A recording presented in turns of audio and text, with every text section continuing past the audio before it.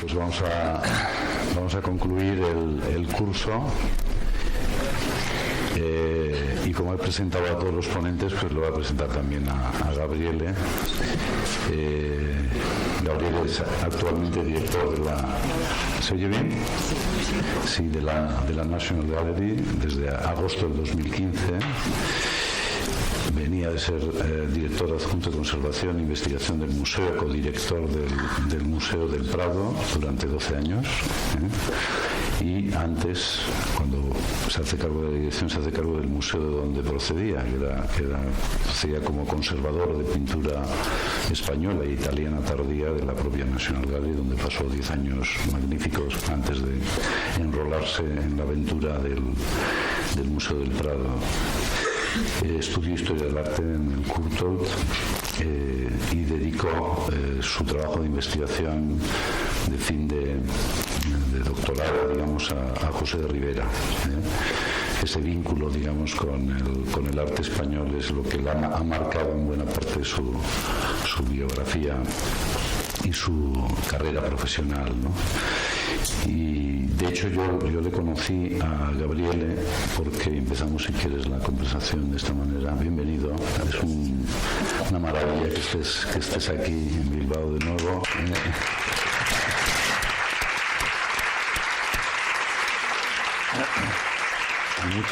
Muchas gracias, porque sé lo que significa el venir aquí, como todo el resto de los ponentes que habéis venido desde lejos, y en tu caso, pues con la responsabilidad enorme que tienes en la actualidad, pues te agradezco muchísimo que hayas sacado este tiempo. No es otra cosa que un gusto, un placer, y no podía hacer de otra manera, desde luego.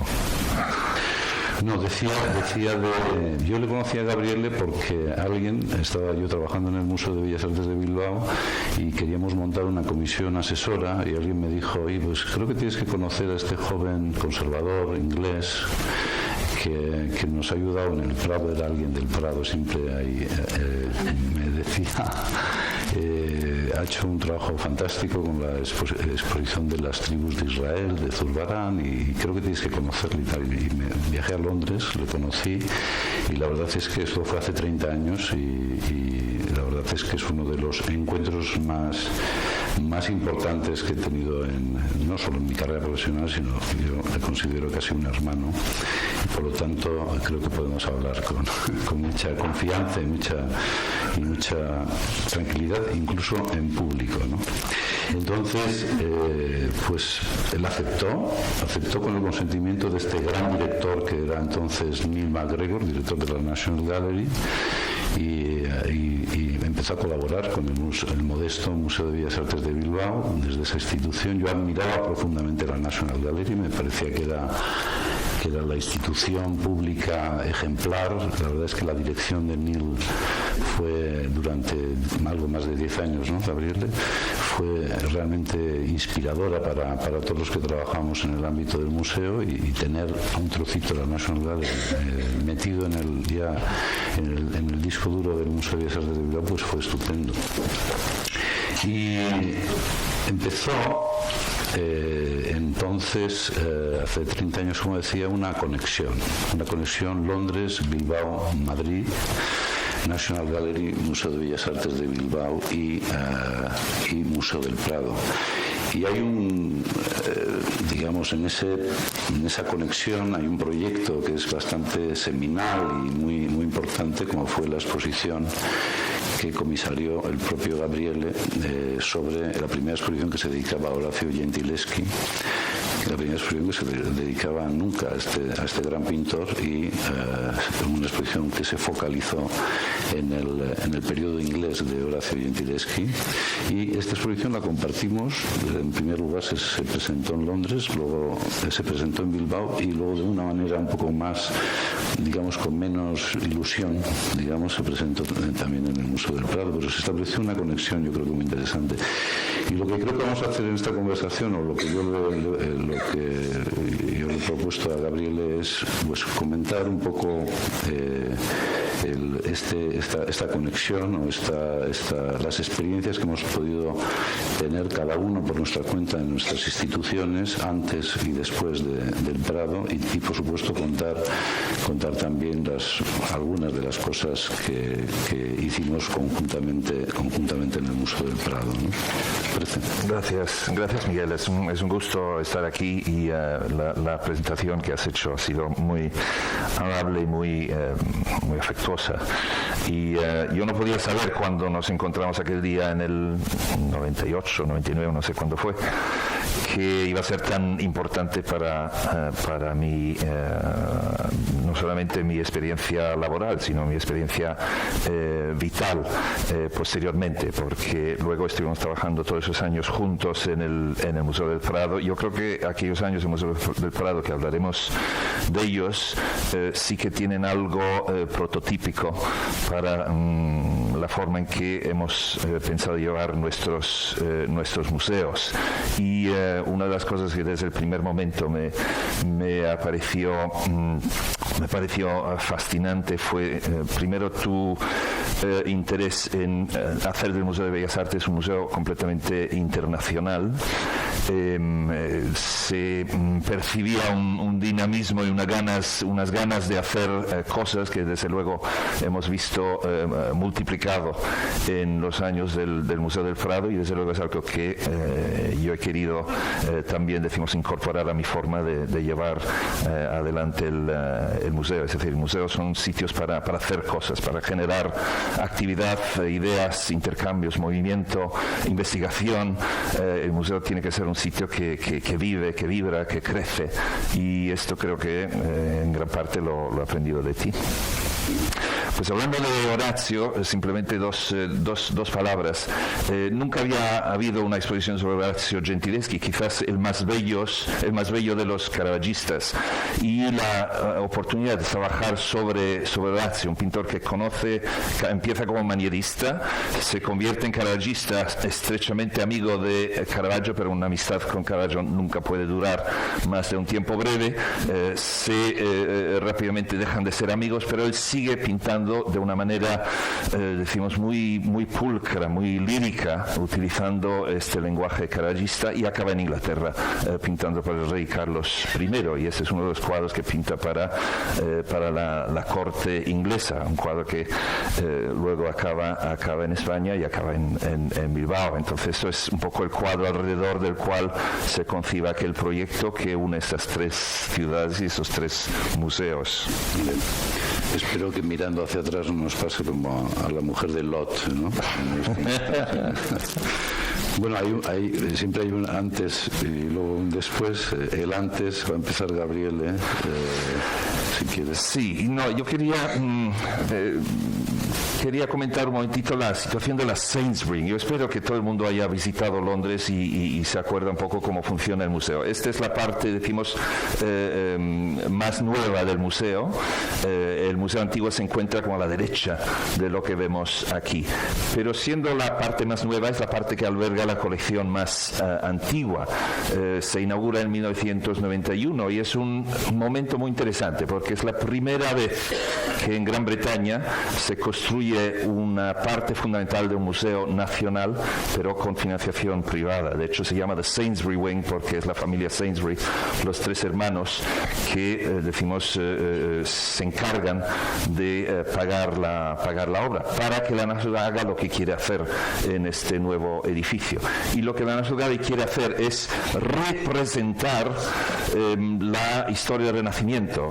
Lo que tenemos en Londres es una colección exquisita, pequeña, pero que nos permite contar con orden y con, las cumbres de la producción artística del siglo XIV, XV y XVI, pues una narración lógica, una narración europea, y una narración que de alguna manera puede también reflejar lo que son los avances en la disciplina de la historia del arte. Entonces el proyecto, que es de Robert Venturi, pues al mismo tiempo que referirse a la tradición de John Soane, la Dulwich Picture Gallery, esta primera galería pública que se establece en Inglaterra en los años 10 del siglo XIX, pues también quiere referirse a través de los materiales a los palacios y las iglesias de Florencia en el siglo XV. Por primera vez la galería también, como se quiere abrir al mundo exterior, es un paso importante, abrir una ventana que da a la plaza, es decir, intentar unir el mundo del arte, que siempre se había considerado templo fortaleza casi, ¿no? Y abrirse al mundo exterior a través de estas espirallos de luz. Y luego pues se crean unos espacios diseñados específicamente para las obras. Ahí está el bautismo de Piedra de la Francesca, que se convierte en una especie de capilla. El arquitecto junto con los conservadores del museo plantea una arquitectura muy específica para unas obras específicas. Es decir, podemos imponer una cierta interpretación de la colección, pero a través de la colección una cierta interpretación al Renacimiento europeo, a través de la arquitectura y la selección de las obras. Una cosa interesante es que no hay puertas en este edificio, todos son espacios abiertos y con eso se quería de una forma interpretar una de las características fundamentales de cómo se interpretaba el Renacimiento en los años 80, es decir, que hay un movimiento de artistas que no se puede hablar exclusivamente en términos de ciudades o de regiones, ¿no? Las cortes son itinerantes, los artistas son itinerantes, los que encargan las obras también se mueven de ciudad en ciudad y de país en país, y entonces era muy importante, digamos, las vistas desde una sala a otra. Desde Van Eyck se podía ver también pues Giovanni Bellini, o se podía ver Antonello da Messina. Y ahora, a los 25 años, pues volvemos a replantearnos cómo tenemos que presentar el Renacimiento para una nueva generación. Si nos interesa de la misma manera llamar la atención sobre estas obras icónicas, o si nos interesa más todavía, decimos, estos vínculos y estas relaciones entre artistas, entre escuelas, y intentar como presentar de una manera más sintética todavía relaciones entre norte y sur. Entonces, un cuarto de siglo después, estamos en el trabajo de replantear cómo la National Gallery puede presentar el Renacimiento. Bueno, es una buena oportunidad para hablar un poco de un modelo tan particular como es lo que cuenta la National Gallery. Es la historia del arte, está concebido por la historia del arte, es muy diferente. Estuvo Taco Divic en la primera sesión del curso hablando de la historia del arte, contando a través del arte la historia de Holanda, ¿no? Y muy diferente hablaremos también de la historia del arte que podemos contar o que hemos podido contar desde el Prado, ¿no? Lo importante también, y lo que admiramos los historiadores del arte también, es esa, ¿no? Esa cualidad enciclopédica, ¿no? que tiene el museo, ¿no? Y que se refleja muy bien en todas las decisiones que se toman en relación a Venturi, al edificio de Sainsbury. Sí, a mí eso me parece muy interesante. La National Gallery se concibe, decimos, como un museo que quiere narrar una cierta historia, y lo lleva el museo una serie de directores, historiadores del arte, que son muy conscientes de una cierta responsabilidad de explicar al público una cierta interpretación de la historia de la pintura. Por eso tiene las características que tiene. En cierto sentido se puede considerar una colección más aséptica, lo digo con cierto cuidado, aséptica respecto al Prado, que es ese gran caudal de entusiasmo y de abundancia y de riqueza de obras de artistas individuales. La National Gallery, como hace unos cuantos ejemplos de los artistas principales para, decimos, narrar esta gran historia. Es una experiencia muy distinta, igualmente bella, pero muy distinta de lo que proponen otras colecciones europeas y la que propone el Prado. y también el Museo de Bellas Artes de Bilbao, ¿no? Pero al final digamos esta conexión que se ha producido entre estos tres museos y a través de los que hemos trabajado en ellas es como una carrera de relevos, ¿no? Al final yo creo que un proyecto o un museo toma el relevo de otro museo, ¿no? Aquí en esta imagen se ve una exposición que fue una exposición bastante importante que realizó el museo al poco de inaugurarse o antes de inaugurarse la ampliación que se hizo en el 2001. Era el bodegón español desde Cotán hasta Picasso, y hay que recordar que Gabriel en su responsabilidad como conservador de pintura española en National Gallery hizo la primera gran exposición internacional. Bueno, no sé si fue la de Bill Jordan en Kimball, fue un poco antes, ¿no? Pero bueno, el primer aldabonazo importante de este género tan característico de la pintura española se hizo en Londres, se hizo en la National Gallery, y fue Gabriele quien lo lideró, ¿no? Sí, y la que hicimos aquí, planteó llevar la historia hasta prácticamente la actualidad. Y eso es una de las cosas que los museos son capaces de hacer, es decir, crear una especie de narración estable, utilizando o colaborando con los especialistas y enseñando una cierta serie de obras. Y tanto la exposición de Londres como esta se convierten en exposiciones prototípicas. Desde aquel momento se han hecho más exposiciones sobre este tema, pero siempre rehaciéndose al modelo inicial. Y lo que es interesante también es, decimos, la historia del bodegón español se puede narrar con mucha claridad por el trabajo que se ha hecho estos especialistas con los museos. La historia del bodegón francés o la historia del bodegón italiano es mucho más confusa. Creo que en España se ha llegado a depurar esta historia y narrarla de una manera muy clara, y esta alianza entre, decimos, historiadores independientes y museo pues ha hecho que esta historia ya se puede contar de una forma muy clara para el público. Para nosotros siempre el elemento fundamental en cualquier proyecto que te plantees es el público, es decir, tenemos una responsabilidad hacia el público para enseñar, para explicar, para de alguna manera llevar el público con nosotros, pero al mismo tiempo estar en diálogo con el público.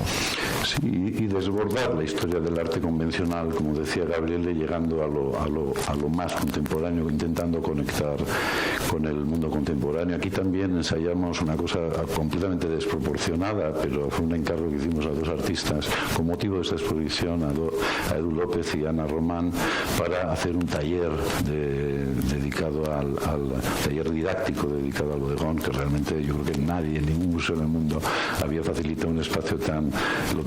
disponíamos del espacio porque estábamos en plenas obras de ampliación, ¿no? Y por lo tanto, y fue una experiencia que le interesó muchísimo a uno de los que hemos homenajeado con este curso, que es John Berger, ¿no? Que vino a dar una conferencia coincidiendo con esta exposición, ¿no? En este mismo espacio y según hacíamos la obra de ampliación, también hicimos otro proyecto que contaba de alguna manera la propia historia coleccionista del museo. Estaba inspirada en un montaje que hizo Rauschenberg en una exposición maravillosa que hizo en el Guggenheim, en la sala del Pez, en la sala grande, que decidió pedir sus mejores cuadros a todos los museos del mundo y los puso uno detrás del otro, ¿no? Y decidimos, cerrábamos como en esta ocasión el edificio antiguo para hacer la reforma, y dijimos, bueno, pues ¿por qué no aprovechamos para contar la historia de la colección? Y yo creo que es una museografía bastante original que tuvo alguna consecuencia más adelante, y era en una línea de tiempo las obras según habían ido adquiriéndose, habían ido llegando a la colección del museo, ¿no? Esto me permite hablar también de, bueno, pues lo mismo que la National Gallery cuenta una historia del arte, el Prado cuenta otra, pues también un museo como el de Bellas Artes de Bilbao, pero tiene también también esa misión, la misión de contar una historia del arte, también al servicio del público, como decía Gabriel, también al servicio de los artistas. Este museo se crea para dotar de ejemplos históricos para los artistas que se estaban formando en la Escuela de Artes y de Oficios, que es donde se instala el museo en primer lugar, ¿no? Pero también para cuidar de lo propio. Es decir, cuando inauguramos el museo, después de la reforma, lo hicimos de una forma un poco desordenada, la verdad, ¿no? Pero quisimos contar varias cosas o queríamos proponer varias cosas diferentes al público de nuestro museo, ¿no? Y una de ellas fue el relacionar de una forma más clara lo contemporáneo con lo antiguo, ¿no? De hecho, otra vez el mismo espacio que había servido para hacer un taller didáctico, para hacer una historia de la colección, pues servía también para proponer una lectura diferente de la colección, ¿no? Donde desde el arte más político hasta el arte más arte, por decirlo de alguna manera, donde convivían Rivera con Chillida o con Ángel Vados, ¿no? Yo creo que era una forma también digamos, de abrir un nuevo camino para lo contemporáneo en un museo como el de Bellas Artes de Bilbao. Tomamos iniciativa con un tipo de programa que era la obra invitada. La primera obra invitada fue gracias a Plácido Arango, que nos cedió una escultura hecha por Richard Serra, la primera obra que hizo Richard Serra en Bilbao a principios de los años 80, que la hizo para el Museo de Bellas Artes de Bilbao, para ese sitio prácticamente donde se expuso, y iniciamos un programa que yo creo que luego también lo pusimos en marcha en el Museo del Prado, y también ha tenido mucha fuerza. Y sin tener ninguna intención de hacer tomar ninguna posición desde la perspectiva de género, se organizó una exposición en la inauguración del museo sobre las mujeres impresionistas. Fue la primera exposición que se hizo en Europa sobre una revisión de las mujeres que habían sido Morisot.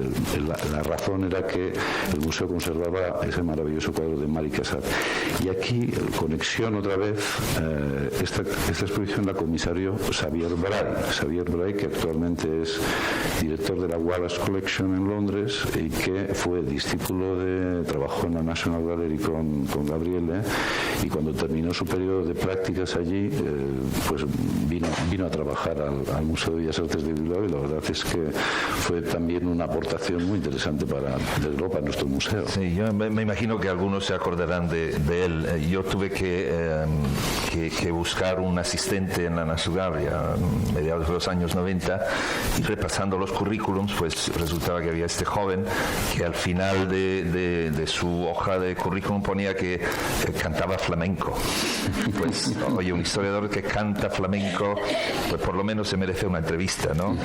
Y entonces, pues esta fue la forma en que nos encontramos con Xavier, que creo que se ha mostrado de ser un quizás no un brillante cantador flamenco, pero desde luego un bastante brillante historiador del arte, y efectivamente, como dices, Miguel, pues es otro elemento que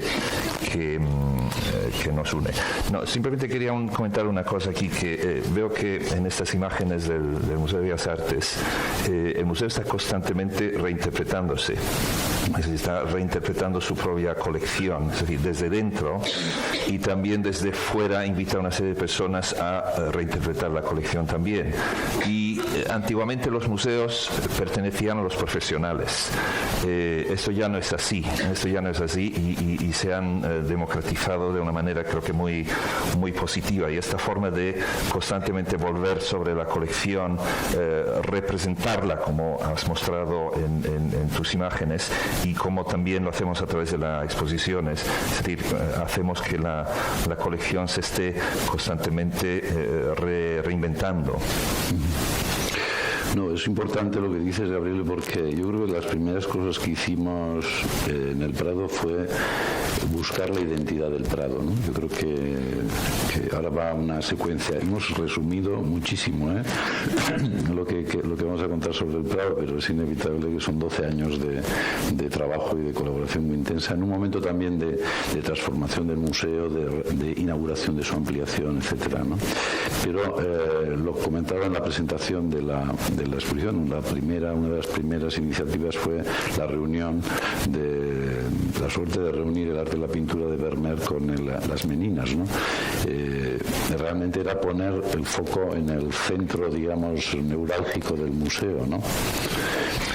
Sí, hay aquí una cosa muy interesante. Cuando yo llegué al Prado para trabajar contigo, Miguel, estábamos prácticamente todas las noches hasta las 10 o las 11 en el despacho hablando de cómo íbamos a plantear lo que íbamos a hacer en el museo, qué tipo de programa íbamos a plantear, cómo íbamos a crear nuevas relaciones entre las obras, las escuelas. Era al mismo tiempo entusiasmante y extenuante, porque yo nunca había vivido en España, hablaba español más o menos, me cansaba muchísimo al estar a hablar español todo el día. Estábamos en la oficina hasta las 10 de la noche, yo me iba a casa, Miguel seguía hasta la 1, las 2 de la mañana, entonces todo lo que habíamos decidido la noche anterior había cambiado cuando yo llegaba por la mañana siguiente, pero era absolutamente fascinante y claro, trabajar con este caudal de abundancia que es la colección del Prado. Y yo creo que es una cosa que tú entendiste muy bien. El Prado siempre había sido muy generoso con todo el mundo, generoso sobre todo también en los préstamos, y tú entendiste muy rápidamente que ahora era el momento para que este crédito que la institución tenía en todo el mundo pues se aprovechara para el bien de la institución y para el crecimiento del Prado. Y tú hablabas muchas veces, utilizaba esta metáfora del león dormido, ¿no? Que el museo era como un león dormido y que tenía que levantarse y rugir, y desde luego eso es lo que hizo, y ese es un ejemplo de ello. Ahí no sé si lo veis, pero es el arte de la pintura de Vermeer a la derecha, que procede del Museo del Kunsthistorische de Viena, un préstamo extraordinario, pero sobre todo una interacción entre dos de los ensayos más elocuentes sobre qué es el arte de la pintura, y lo tuvimos juntos en la gran sala 12 del museo. Con una gran cartela, ya veis que no nos quedábamos cortos, es que se ha estado criticando en el curso, si es necesario que pues seguramente fue mi culpa, contesto a las obras de arte. No, la verdad es que cuando llegamos, la decisión que había tomado el patronato del museo era no hacer ninguna exposición hasta la ampliación. Hubiéramos estado aburridísimos, pues claro, esperando 4 o 5 años a terminar la ampliación, y lo que nos pusimos es hacer primero esto, ¿no? Entender un poco la institución. Una exposición muy importante, si había que seleccionar, era una exposición que se tituló El grafoscopio, era recuperar la propia historia del museo, la historia visual del museo, la historia museográfica del museo. Lo hicieron José Manuel Matilla y Javier Portús como comisarios, y era realmente, yo creo que para mí fue desde luego una enseñanza enorme, ¿no? Para saber luego más adelante, después de la ampliación, cómo teníamos que tratar la colección, cómo teníamos que contar esa historia, que llegaremos a ello, ¿no? Y otra cosa fantástica que nos permitió trabajar ya en exposiciones sin tener la ampliación era utilizar la galería central. O sea, las exposiciones las hacíamos Tiziano, el retrato español, Tintoretto, etcétera, las hacíamos en el eje central del museo, y siempre, digamos, cruzándonos con Velázquez, cruzándonos con Rubens, cruzándonos con Tiziano, etcétera, ¿no? Y yo creo que era algo, digamos, que nos ayudó muchísimo también, ¿no? a reposicionar como la colección también en el centro de nuestra... No, yo creo que en aquellos años, decimos 2002, 2006, 2007, el Museo del Prado hizo una autorreflexión y una investigación sobre su propia historia y su propia identidad, que yo creo que ningún otro museo del mundo ha hecho, a través de publicaciones, investigación de archivo, películas y exposiciones. Realmente volver a mirar sobre sí mismo, sobre su historia. Y esto, siendo la colección que es, significaba meditar sobre la historia del arte y sobre un cierto tipo de pintura, ¿no? Que es la pintura del toque y la pintura de la materia, que es uno de los elementos absolutamente centrales de la tradición europea de la pintura, que va desde Tiziano hasta Goya y más allá. Y por supuesto siempre Picasso, ¿no? Siempre Picasso apareciendo ahí, avanzando, ¿no? Pasos por la galería central del museo. Esta es la imagen del préstamo maravilloso que hizo el Kunstmuseum de Basilea, estos 10 maravillosos Picassos que se montaron, como digo, en la galería central. Pero otra cosa muy importante, que le voy a dejar a Gabriele que lo cuente, porque la incorporación de Gabriele en una posición nueva. Había existido subdirectores de conservación, pero no existía una dirección tan dirección en el ámbito de conservación e investigación, y lo que traía Gabriele era una forma diferente de trabajar como conservador, y esto fue algo seminal también, fue algo que ayudó muchísimo a los conservadores veteranos o a los más jóvenes que se encontraban con nuevos retos, con nuevas responsabilidades que no habían asumido hasta ese momento, ¿no? Pero sobre todo yo creo que el museo asumió que el ojo científico del museo, el ojo que examina las obras, que analiza las obras, tiene que estar también a disposición del público, ¿no? Y una exposición absolutamente central de esta idea es el trazo oculto, del cual fue comisario Gabriele. Sí.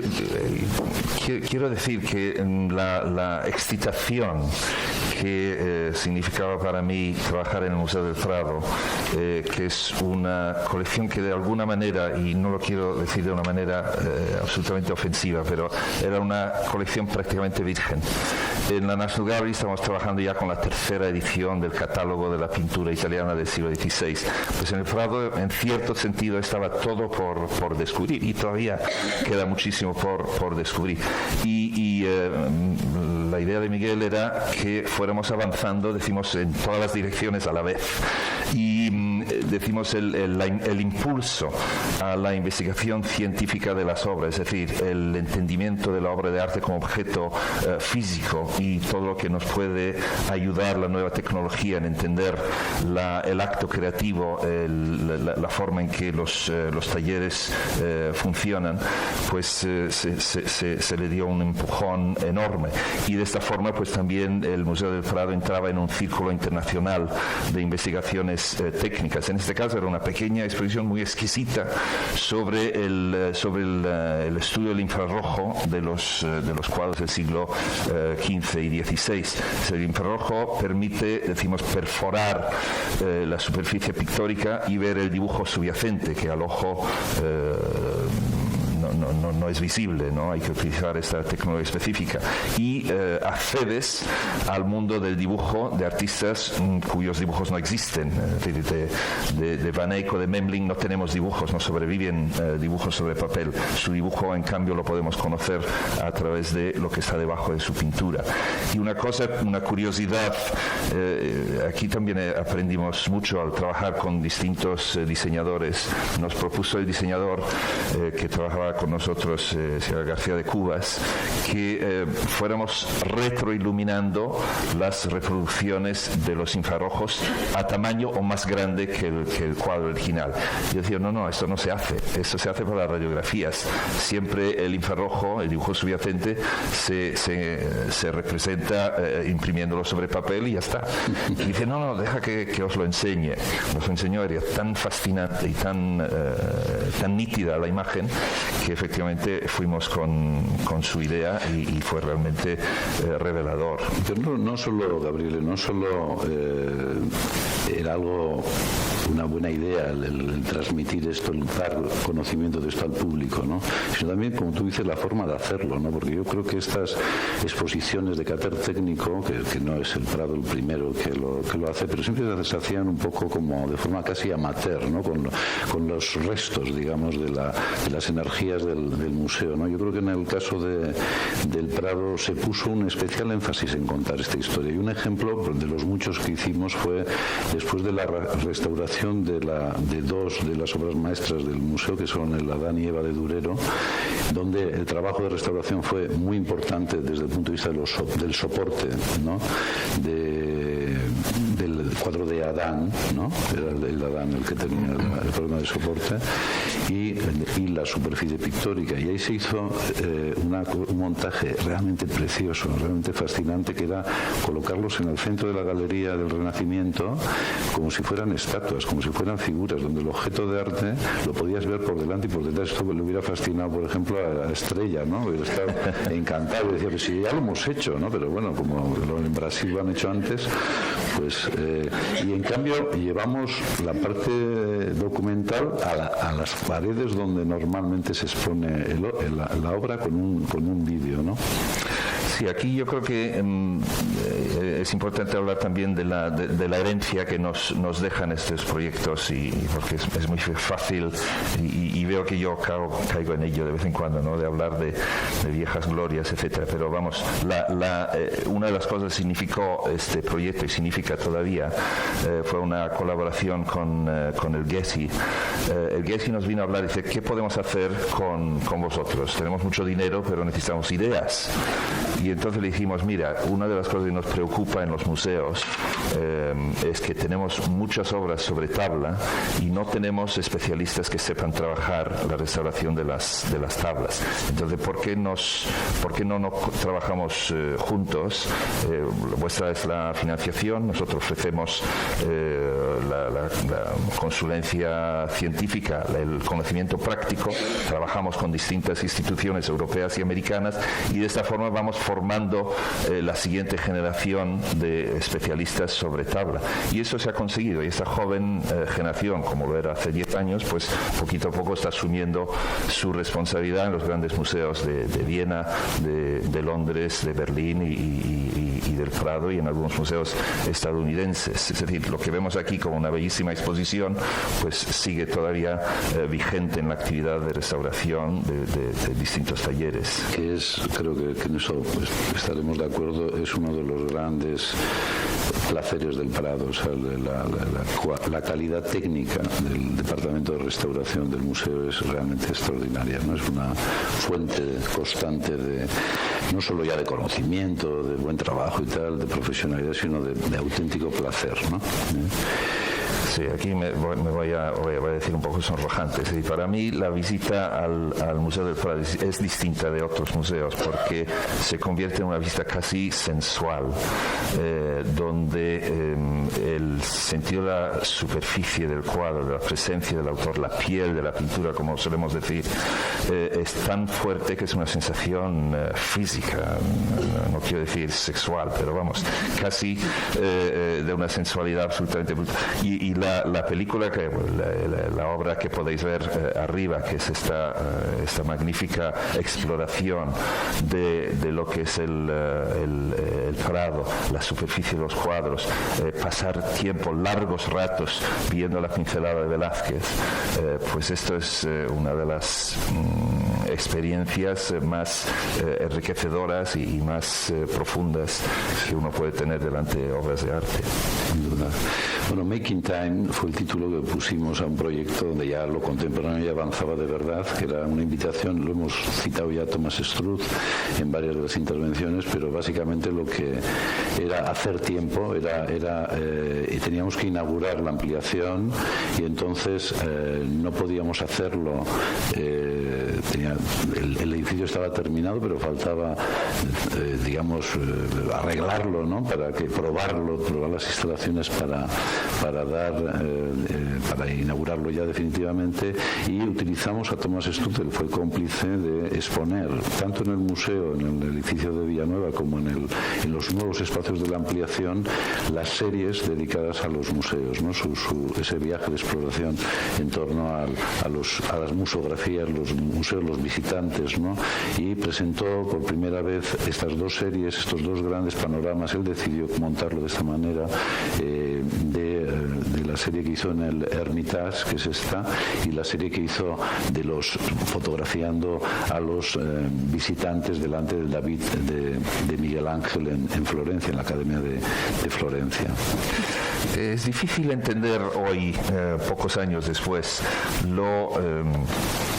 lo conflictivo que fue la introducción de la práctica contemporánea en el museo.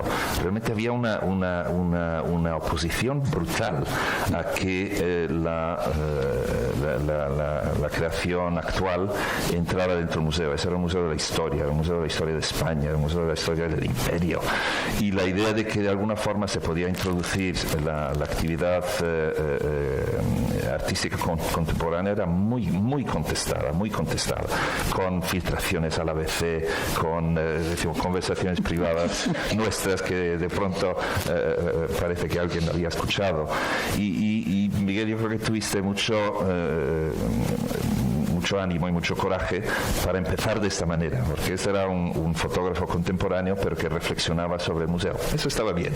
Y ya con esto pues se iba abriendo la puerta para hacer cosas realmente fascinantes. Luego vino un crítico del New York Times y escribió un artículo de esos gloriosos diciendo que era lo mejor que se había hecho, ¿no?, sobre arte contemporáneo en los museos, por lo tanto quedó bendecido por el New York Times. A ver, pues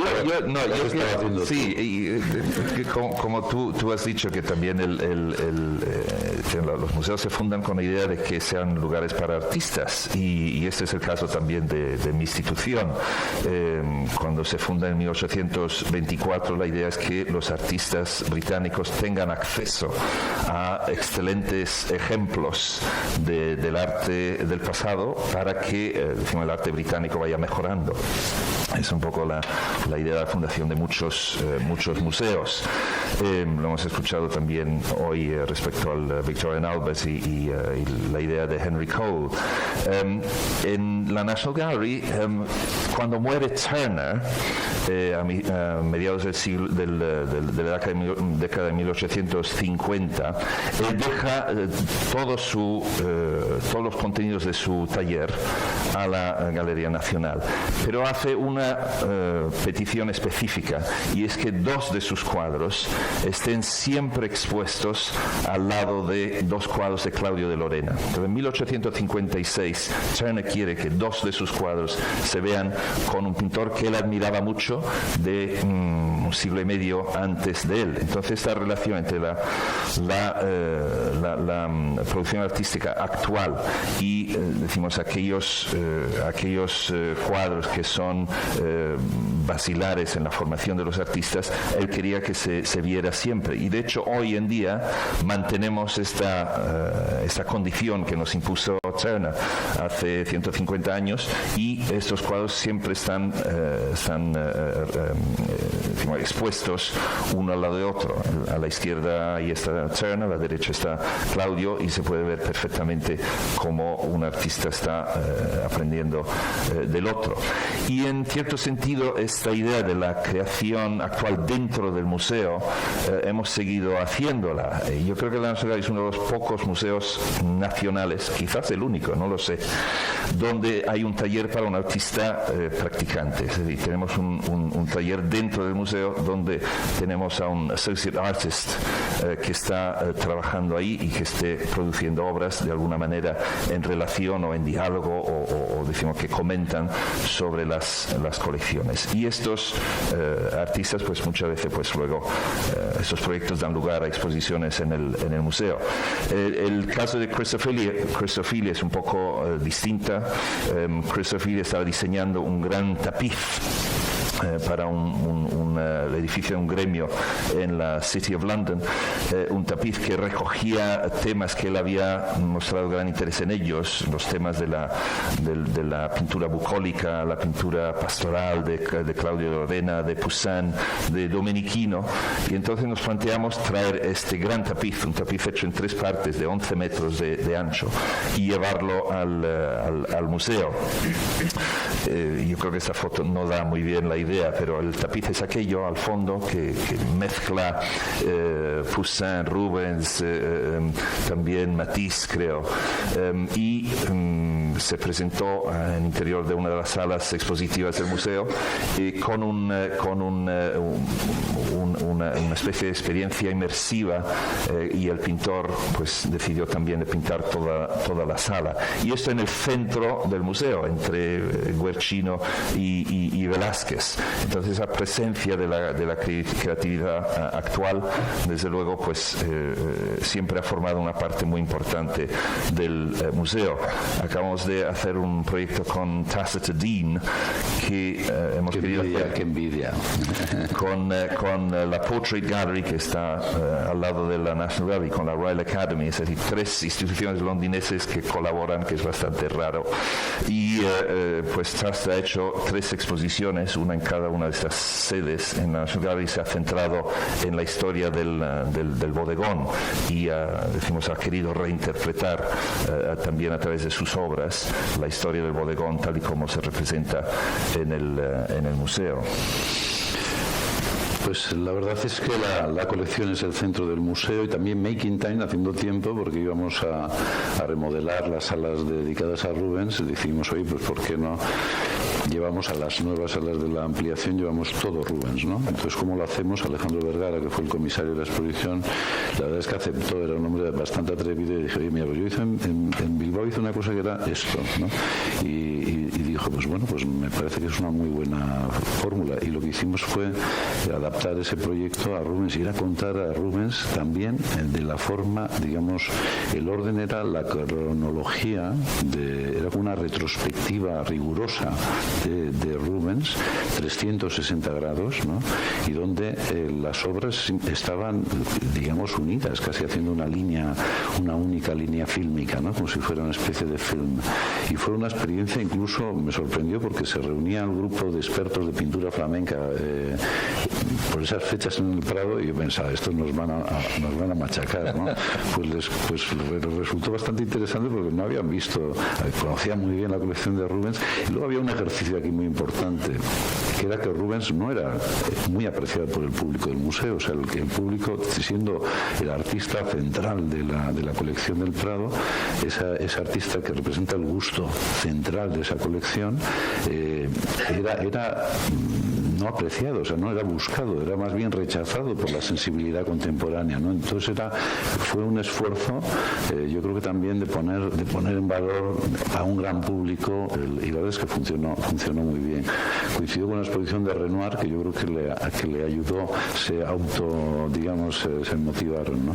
Y luego, viendo ahora mismo la exposición de Rubens como diseñador, con los sketches, ¿no? de los bocetos de Rubens en la exposición actual, pues se ve que ya ves la sala llena de gente. Por lo tanto, creo que hemos convencido, ¿no?, de que Rubens hay que mirarlo realmente con una mirada, digamos, nueva, ¿no? Desde luego, cuando se reunían los especialistas flamencos, era muy característico de Rubens, es decir, era más bien kermés cuando nos reunimos para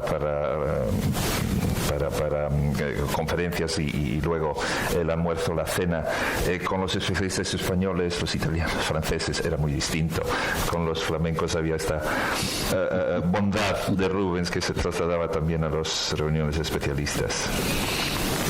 Bueno, importante también fue recuperar las colecciones del siglo XIX. Era un museo que estaba fuera del museo, era una parte de la colección del museo que estaba fuera. Se decidió dedicar a las colecciones del XIX que se habían expuesto en el Casón del Buen Retiro durante un periodo de tiempo relativamente corto. Se decidió inaugurar la ampliación con las colecciones del XIX y ya instalarlas definitivamente en el edificio Villanueva como una parte más del relato histórico que cuenta el museo. Esta es una de las salas de la reforma que se hizo, que es por donde empezamos además a reordenar la colección después de la ampliación. Sí, aquí me parecía una cosa muy interesante, Miguel, y lo comentábamos mucho. Es decir, el Museo del Prado se abre en 1819, Goya vive todavía. Alguna obra de Goya está expuesta en el museo cuando el artista todavía vive.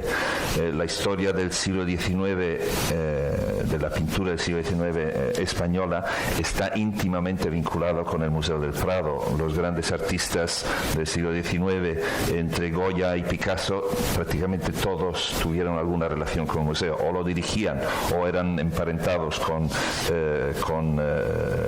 las personas que lo dirigían. Entonces es una historia, hay una especie de intrahistoria. Ya empieza esa reflexión sobre la historia del museo con la pintura española del XIX. Y luego pues nos interesaba también reflexionar sobre el impacto que las colecciones del Prado tuvieron sobre los artistas que venían de fuera, sea Manet, sea Courbet, sea el mismo Sargent. Y hay toda una trafila, toda una serie de visitas al Museo del Prado, algunas de las cuales se recogen en el libro de visitas. La firma está presente de esos artistas, músicos, escritores, filósofos que pasan por el museo y van reinterpretando la pintura histórica del museo, decimos como motor de renovación, de un approach completamente nuevo, natural, a la experiencia de la modernidad. Un ejemplo muy interesante fue la exposición que hicimos sobre el Greco y la modernidad. El Greco es un artista que desde mediados del siglo XIX hasta hoy no ha dejado de ser influyente sobre los artistas. Es un caso bastante único. Y entonces pudimos narrar esta historia, empezando con el Greco mismo, evidentemente, pero ya pasando a Manet, los impresionistas, y llegando, ahí se ve Bacon, los artistas americanos, los expresionistas alemanes, un artista cuya presencia y cuyo significado para distintas generaciones ha sido siempre muy potente y muy variada también. Sí, yo creo que era una reflexión necesaria para plantearnos después de la ampliación. Yo creo que el proyecto más importante que hemos desarrollado en volumen, logísticamente casi, ¿no?, que es la reordenación, lo que llamamos la segunda ampliación, que era ocupar los espacios que la ampliación había dejado libres, ¿no?, para colocar la colección no expuesta, ¿no? Y la verdad es que vamos a ir aligerando un poco, pero fue un proyecto realmente, arrancó por donde también teníamos que arrancar, que eran las salas de Románico, que nos ayudó con esta museografía tan figurativa, por decirlo de alguna manera, ¿no?, que nos ayudó Rafael Moneo también a desarrollar, ¿no? Y luego yo creo que la gran decisión fue la forma de ordenar la galería central del museo, que había tenido muchas disposiciones muy diferentes, ¿no? Y aquí por la que apostamos fue por una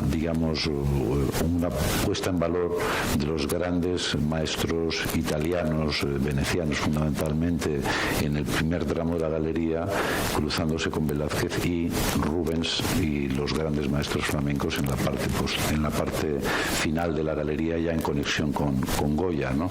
Yo creo que esto que llamamos el bucle, ¿no?, pues fue desde luego una de las grandes aportaciones que hizo Gabriele, y que espero que no se altere mucho, ¿no?, porque normalmente los directores de museos siempre queremos cambiarlo todo, pero espero que no lo cambie. No, a mí me parecía que sobre todo la arquitectura misma del museo, que como sabéis no se hizo como museo de arte, sino fue un museo de historia natural que nunca llegó a serlo, pues tiene este especie de gran río que pasa por el centro. Y una de las reflexiones era ¿qué es lo central del Museo del Prado? ¿Cuál es, decimos, el carácter identificatorio del museo? Y eso es lo que tenemos que contar. Y se cuenta por sí solo, no hay que explicar mucho. Dispones una serie de obras y de artistas en este gran río del centro del museo, con esos tributarios a los lados.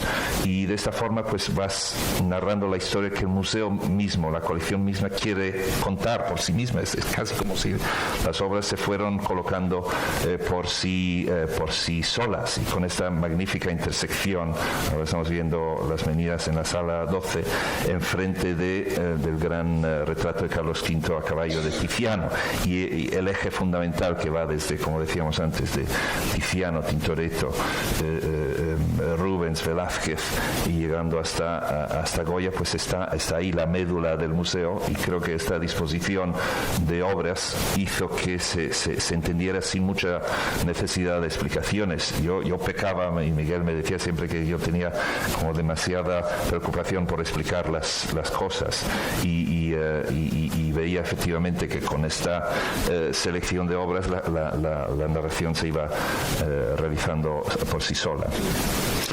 Bueno, además de contar la colección o de reinstalar la colección, también la colección se convirtió en un momento determinado, y más derivado de la crisis económica, de la falta de presupuesto, en el centro del programa de exposiciones del museo, y he seleccionado La belleza encerrada como uno de los proyectos que hicimos, porque fue realmente, literalmente, sacar un nuevo museo de los almacenes, de lo menos visible, ¿no? Y ensayamos muchas museografías así bastante nuevas, ¿no?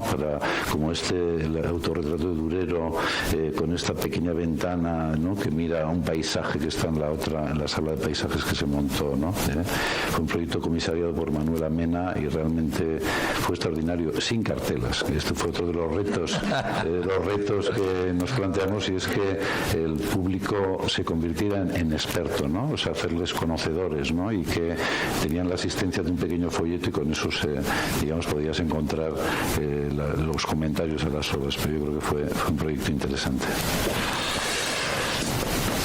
Bueno, pues la National Gallery es... Pensando en el Museo del Prado, es una colección tan amplia que prácticamente podías hacer una exposición de obras sin ver, normalmente en las salas, sacada de los almacenes o los depósitos distribuidos por España y fuera, y se podía hacer una exposición realmente de una calidad altísima. El caso de la Nacional es muy distinta. Somos una colección probablemente más pequeña que la de tu museo, Miguel.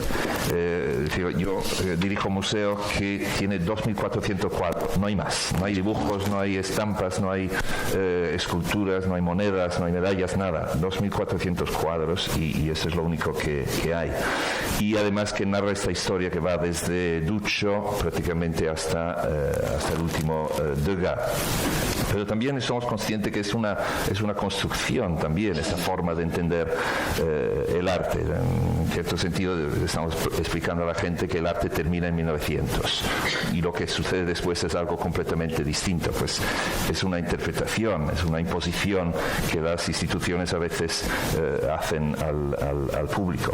Entonces sí que nos parece que tenemos una responsabilidad también de cómo salirnos de este canon, ir explorándolo, y también respecto, por ejemplo, a lo que es la tradición europea, ir más allá de las fronteras de Europa y ver cómo esta tradición europea, que es la que caracteriza la colección de la National Gallery, pues se va desarrollando en otras partes del mundo. Y pues veía que el sucesor de Miguel en el Prado, Miguel Falomir, el otro día estaba diciendo a la prensa que el museo tiene que buscar artistas menos conocidos. Pues sinceramente los impresionistas australianos creo que no lo conoce prácticamente nadie.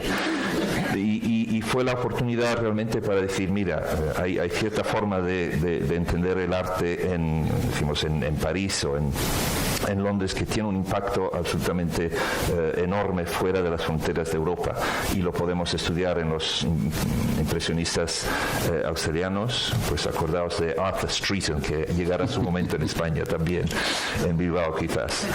Y recientemente pues Thomas Cole, un artista que no está presente en las colecciones europeas prácticamente, es un artista que nace en Inglaterra pero se traslada a Estados Unidos desde muy joven, y se convierte en el intérprete, el ideólogo un poco del paisaje, el gran paisaje americano. con esta serie que se encuentra en la New York Historical Society, pues medita sobre, decimos, el nacimiento de un imperio que llega a su cumbre y luego cae pues en la desolación final, quizás la serie más famosa de este tipo que hace ningún pintor del siglo XIX, que la tenemos expuesta en este momento en el museo. Y nos parecía que era la oportunidad también para reflexionar sobre actualmente la situación en que nos encontramos, ¿no? Que todas nuestras seguridades pues se ven un poco tambaleando a nivel político, a nivel también ecológico, etcétera. Y nos pareció de hacerlo a través de las dos series que había pintado Ed Ruscha. Ed Ruscha, pintor del West Coast americano, que había hecho dos series de 5 cuadros que él lo llamó con el mismo título del cuadro de la serie de Thomas Cole, Course of Empire, donde representa pues esos edificios, muchas veces naves industriales, gasolineras, vistas a mediados de los años 90 y luego vistas unos años después, cuando ya ha pasado las Torres Gemelas, cuando ya la situación económica de los Estados Unidos ha cambiado bastante dramáticamente. Y esta reflexión sobre el pasar del tiempo y sus avatares sobre la sociedad americana. Y así es como se expone en ese momento. Como decía Dejan, os invito a que vengáis a Londres antes de finales de julio para ver esta serie de obras. La primera serie, que es en blanco y negro ahí arriba, del 95, y la segunda serie, que son los mismos lugares o los mismos espacios, en algunos casos los mismos edificios, hechos prácticamente 10 años después. Bueno, online no vamos a decir más de lo que ya se ha dicho, pero traía a Gabriele porque un proyecto yo creo que muy interesante, que merece la pena que lo cuentes. Pues ya Dejan hablaba esta mañana de la forma en que digital ha cambiado nuestra vida, nuestra percepción de la realidad, nuestra forma de comunicarnos, y claramente el uso de digital dentro de los museos es un tema absolutamente enorme y que nos afecta de muchísimas maneras, y cada museo está buscando de la manera que pueda cómo incorporar una estrategia digital para cumplir con su misión esencial de ser un vínculo entre la producción artística y el público de hoy en día. Y yo solamente quería señalar un proyecto que nos sorprendió por el éxito que tuvo. Esto lo hicimos el año pasado en agosto, Sunflowers Live, y era un Facebook Live event donde se reunían las 5 instituciones que tienen uno de los girasoles de Van Gogh en directo, evidentemente, empezando en Londres, pasando a Ámsterdam, luego a Múnich, a Japón y luego a Filadelfia, con una especie de live broadcast que preparamos muy bien, lo anunciamos con mucha antelación, y fue visto en su momento por 6 millones de personas. Aquí estaba nuestro ministro John Glenn también anunciando que todo el mundo debía, a través de su Twitter account, estar para ver este broadcast, este Facebook Live. Ahí está el conservador Chris Riopel hablando del cuadro de Londres, y luego cómo pasaba el relevo al director del Van Gogh Museum de Ámsterdam. Pero sin gastar dinero, porque no había gasto aquí, de pronto los museos son capaces de llegar a un número de personas que nunca ha sido posible en la historia. Eso es algo completamente nuevo, y para las instituciones públicas que tienen este gran deseo, esta gran ambición de llegar lejos y llegar a un gran público, pues digital me parece que ofrece unas posibilidades extraordinarias que tenemos que buscar la forma más inteligente de hacerlo. Al mismo tiempo, pues Facebook, colaborando con la National Gallery, quiso hacer una especie de exposición virtual de los 5 girasoles.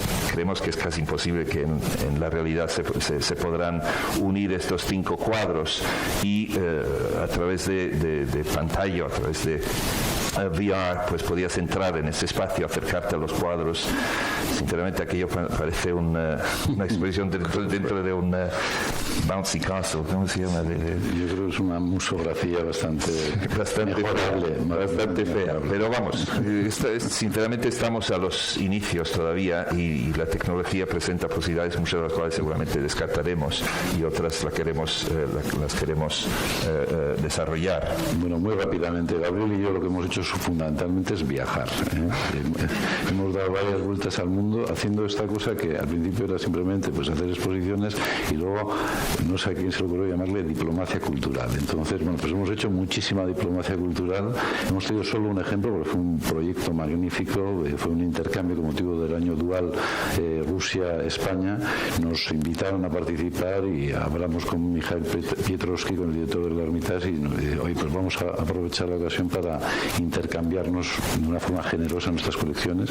Hicimos un proyecto magnífico de una selección estupenda de obras del Prado en San Petersburgo, en el Hermitage, y luego recibimos a cambio una de las exposiciones que ha tenido más éxito de todas las exposiciones que hicimos en su momento, ¿no? Y era también una conexión. Yo creo que Mikhail es uno de estos directores realmente capaces de conectarse con otras instituciones, y fue un proyecto fascinante, ¿no? Y llegando aquí, pues también fascinante fue organizar la exposición sobre el centenario del Bosco. Es otro de los aspectos que nos toca hacer. Lo traigo aquí porque fue el último proyecto que llegamos a hacer conjuntamente antes de que Gabriel se marchara a Londres, ¿no? Y porque tuvo una museografía un poco especial. Aquí nos desmelenamos un poco, utilizamos estos muros curvos, dejando un poco con la idea de que hubiera una circulación muy fluida, sabiendo que iba a ser una exposición muy visitada por el público, y también para que los trípticos se vieran como objetos, o sea, se vieran por delante y por detrás. Muchos de los trípticos están pintados las puertas están pintadas por grisayas, incluso las traseras de algunos de ellos, ¿no? Y era una fórmula, yo creo que muy interesante de poder plantear, ¿no? Aquí tenemos el montaje del Jardín de las Delicias.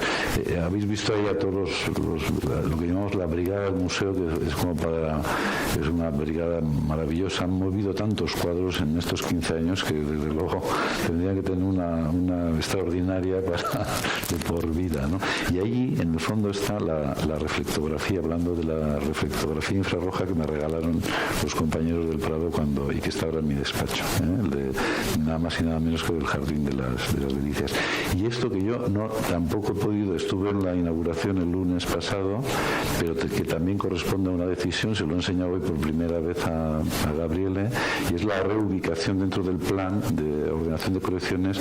Se decidió buscarle un nuevo sitio al maravilloso tesoro del Delfín, ¿no? Que es esta colección maravillosa, sobre todo de objetos de cristal de roca, etcétera, que se exponían en un lugar casi inaccesible en el museo, y ahora se han reinstalado se abrió el lunes, como digo, con un proyecto también de Rafael Moneo, y la verdad es que luce de una forma extraordinaria. Ha dado lugar a una conexión en la parte alta del edificio Villanueva para poder exponer otro importante conjunto de obras flamencas, y por lo tanto yo creo que ha quedado fantástico. Museografía a tope, o sea, se han pasado 5 años definiendo si la cartera tiene que ser así, menos, más. La iluminación es realmente una cosa maravillosa. Si hay un ejemplo de museografía, pues es este último. No sé si...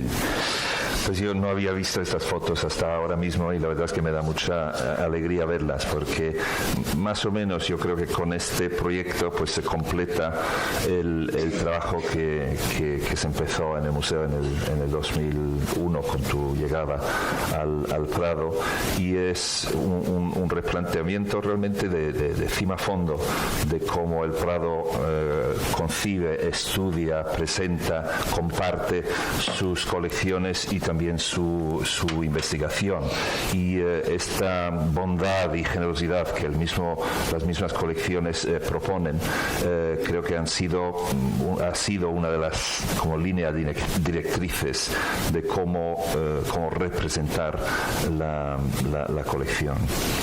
Y demuestra que los museos no lo hacen un solo director, sino, digamos, son proyectos de muy largo recorrido, proyectos como museos de la escala del Museo del Prado, ¿no? Que son proyectos de largo aliento, como le solía gustar decir a Gabriele, ¿no? Y por mi parte voy a terminar contándole a Gabriele lo que estoy haciendo, porque no me ha dado tiempo pero muy rápidamente, porque todos sabéis lo que estoy haciendo. Empezamos con una maravillosa exposición que nos cedió la colección Alicia Koplovich, muy generosa, con un nuevo patrocinador que es Petronor, que nos está ayudando a hacer proyectos interesantes. Uno de ellos será a finales de este año una revisión de los 50 últimos años del arte en el País Vasco. Hemos hecho una pequeña exposición dedicada a Archimboldo, reuniendo los Archimboldos en colecciones españolas, en la Academia es decir, hemos hecho, gracias al Prado, estas exposiciones itinerantes también, que es otro trabajo importante que ha hecho el Museo del Prado estos años, es sacar el Prado fuera, no solo a Australia o a San Petersburgo, sino también a muchas ciudades españolas. Y bueno, pues nos tocó. Esta es la brigada de aquí, ¿verdad? Esta es la de aquí, sí. Pero está muy bien, ¿eh? Yo estoy muy orgulloso de la brigada de aquí. La obra invitada, que sigue siendo, y bueno, homenaje a Dulwich, nos prestaron un préstamo realmente extraordinario del Rembrandt. Gabriele nos ayudó cuando hicimos en la otra vida la exposición de obras maestras de la Dulwich Picture Gallery, pues Gabriele nos ayudó también en aquellas gestiones.